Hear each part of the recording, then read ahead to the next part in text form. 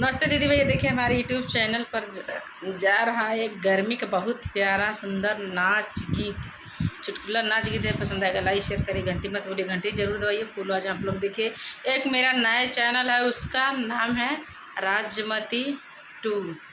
राजमती 2 को आगे बढ़ाइए, लाइक सब्सक्राइब दीजिए और देखिए आप लोग। एक नया चैनल है, आप लोग देखिएगा।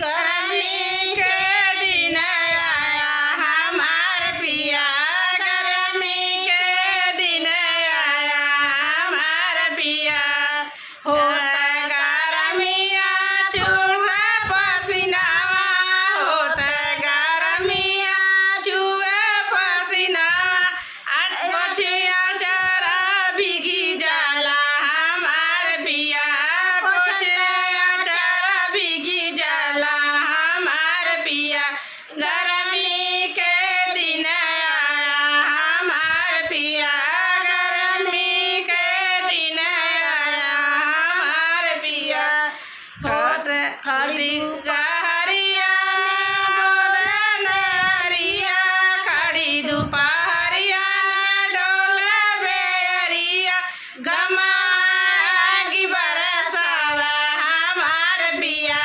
गमागी बरसावा हमार पिया, गर्मी के दिन आया हमार पिया, गर्मी के दिन आया हमार पिया, कटी गईल बिजली कैसे सी चलाई, कटी गए बिजली कैसे सी चलाई, रही आई घबड़ाला हमार पिया, रही जी घबड़ाला हमार पिया, सुन